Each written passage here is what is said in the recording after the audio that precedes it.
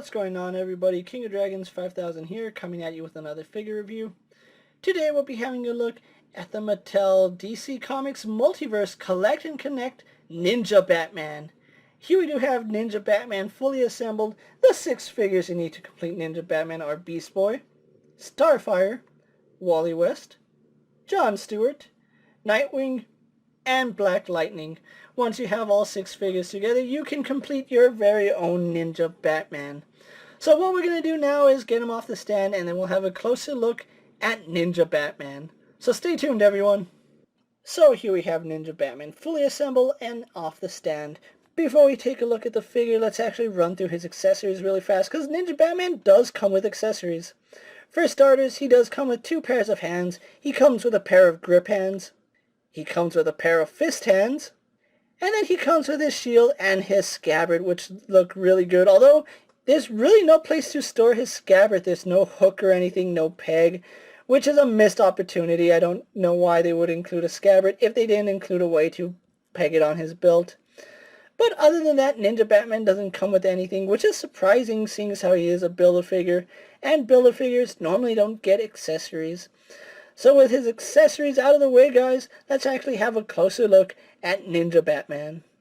And so here we have a closer look at Ninja Batman, and Mattel did a really good job with this figure. However, there are a few issues on mine that I do need to point out really fast.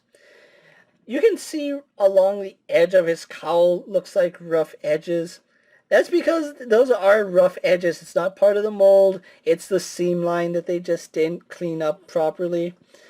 It is a little bit unfortunate that you can obviously see that that's there, but I can sand that down so it's not like it's a big deal. It's not a make or break thing, but it's something I really shouldn't have to do, and it's all throughout the figure, especially on his ears. I don't know why the head is like that. That's just terrible quality control on Mattel's part. But as far as the head sculpt goes, it's a pretty good sculpt for a Ninja Batman. You can see it has all the detailing on the cowl that you would expect, going all the way around. You can see it continues right here.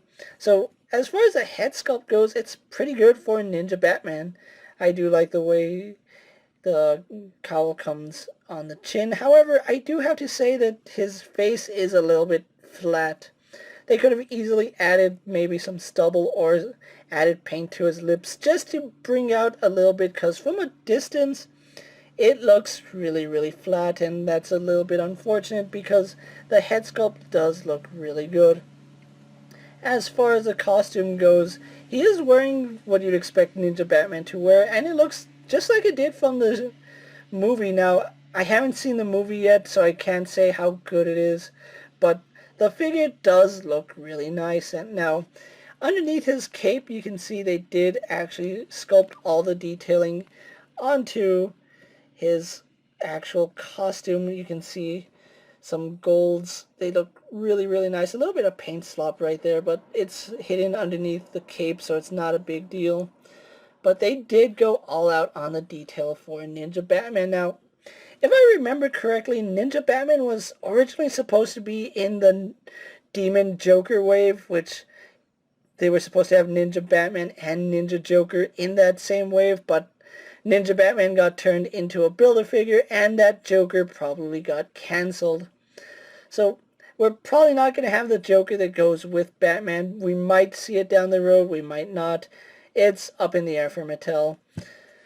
But the amount of detailing on this Batman is phenomenal. And you can see he has plating right here on his arms.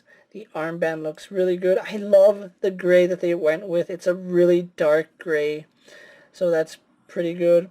You can see his little spikes coming off of his gauntlets, and they are actually a separate piece from the elbow, so that's actually some pretty good engineering right there. The gold is nicely painted, and you can see the gauntlets are strapped onto his forearms, which do look really nice. I do currently have him with 1 grip hand and 1 fist, just so you can see that there's detailing in the fist. Just on the glove work, it does look like he's wearing an armor-plated glove, and it's the same on the grip hand. You can see that armor plating right on the top of his arm, and then guarding his thumb. Bat logo is painted on, but I think that's how it was in the movie. Again, haven't seen it, so I really can't comment on if it's good or bad. Really do love the panel work right here on his abdomen. He does have somewhat of a utility belt where you can see the bat emblem right here. You can see the tiled armor, how it's just layered, which looks really good. Gold belt going all the way around. Again, has that tie or the sash in the back with no place to actually store his scabbard, which I think that's the biggest flaw of this figure. We have a scabbard, but no place to actually store it, so that's really poor planning. And the scabbard is actually nicely detailed with the bats going along the scabbard. You can see he is wearing some puffy ninja pants, and that's probably the best way I can describe it, puffy ninja pants. And I do like the fact that his tiled armor is a really soft plastic, so it doesn't hinder articulation. The pants are nicely sculpted. I do believe, no, they're actually separate sculpts. No, yes, no, yeah, they're separate sculpts. Normally with something like this, Mattel would just digitally mirror the sculpts to one another, but they actually sculpted separate pant legs, so I'm impressed that Mattel actually did that for Ninja Batman. You can see his shin guards go all the way up to his knees, where we have some panel line work right here. We have that gold and bronze motif, which is done really well. Really love the matte black that they went with for his thigh guards. On the back, you can see they did a really good job sculpting his boots, going all the way to his shoes, where we have some more of that gold and bronze paintwork. He is wearing ninja shoes. Now, one thing I did not forget to mention, but something I've been wanting to mention, but just had to go over the figure, is the cape. I absolutely love this cape. It is really soft and malleable, so it's not going to hinder any articulation. I really do like it. And Mattel has actually been getting really good at giving us capes, so that's at least one good thing they've done at the end of the line, unfortunately. But it's a really good cape. The only thing that would make this better is if it was fabric and had a wireframe, but for a plastic cape, this is actually a really impressive one. I do like that cape. So overall, that's Ninja Batman's details. So what we're going to do now is actually get him posed and compared to a few other figures you may have in your collection. And so here we have Ninja Batman posed next to a Marvel Legends Cyclops and a DC Multiverse Superman. And finally, here we have Ninja Batman posed next to a WWE Elite Scale figure and a Mezco 1/12 Collective Popeye the Sailor Man. So with the comparisons out of the way, let's actually move on to Ninja Batman's articulation, and he actually has the best articulation out of the entire line. Surprising, the Build-A-Figure has the most articulation from the wave. And let's actually look at it really fast. His head is on a ball joint, so he does look up and down pretty well. We don't get any head tilt, but his head is also on a hinge, so he does look up and look down. Really surprised he actually has a ball joint with a hinge. As you can see, works really good. Does turn left and right. No issues there. Now you can turn his head at the cape, but it's really hard because it is keyed in. So you're mainly going to be rotating at the neck. Arms do a full 360. Again, the cape does get in the way, but it's a really nice soft plastic, so it does get out of the way. Go out to about there. He has a swivel in the bicep. Double bend in the elbows, giving us really good distance right there. You can see exactly how good that elbow is. Looks kind of ugly right here, but we get a lot of range out of it. Swivel and hinge in the wrist, and that works really, really good. Does have an ab crunch, which looks back about that far, leans forward about that far. We do have a waist swivel, kind of squeaky. We have a secondary swivel right here where the belt meets the pelvis piece, so that's a little bit surprising. Hips do go forward to about there, go back only about that far, goes out all the way to the side. Swivel at the thigh, double bend in the knee, and despite the fact having baggy pants, you can see he gets really good articulation right there in the knee. No boot swivel, but we do get a hinge in the ankle which goes back, and goes forward, and then forward facing pin for rocker ankle.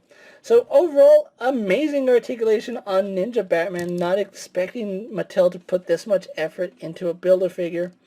So what we're going to do now is actually get him posed for my final thoughts, and then we'll wrap up this review. And so here we have Ninja Batman posed for my final thoughts. Overall, I really love the way this figure came out. I wasn't expecting to like this figure as much as I did, seeing as how I haven't seen the Ninja Batman movie. I have heard negative things about it, but this figure is really good. I never did pick up the SH Figure Arts or the Figma Ninja Batman, probably because they were too expensive and I really didn't have a place for them. But this Ninja Batman is actually pretty good. I like the way he came out, and the only thing I have against the figure is that there's no place to put his scabbard. If they had included a peg or just some place for him to house his scabbard so it can look like he's drawing the sword out of it, that probably would have made this figure much better in my opinion. However, this is still a really good figure and a really good outing for Mattel. Normally we don't get this much level of detail in figures, but seeing as how Ninja Batman is a Build-A-Figure, that's one thing Mattel knows how to do, and that is Build-A-Figures. If you are looking for the Ninja Batman wave, they are starting to hit stores now at the time I'm making this video, and you can pick up your entire set on Big Bad Toy Store. If you want to get Ninja Batman, the only way you can get them is by picking up all 6 figures. Every figure is necessary because they all do come with a separate part of Ninja Batman. But I do think this wave is pretty good for the most part. There are a few gems in there, and Ninja Batman is one of those gems. With that being said, guys, I'm KingofDragons 5000. Don't forget to like this video, leave a comment, subscribe to my channel, go check out all my other action figure reviews, as well as all my other DC Multiverse videos. Hopefully you find them informative. As always, if there's a figure you would like to see me review, let me know down in the comments, and if it fits in my collection, I'll definitely have a look at it. While you're at it, check out my Instagram account for new and exciting action figure photos, and ring that bell to be notified every time I upload a video. Until next time, guys, I'll see you later. Take care, everyone.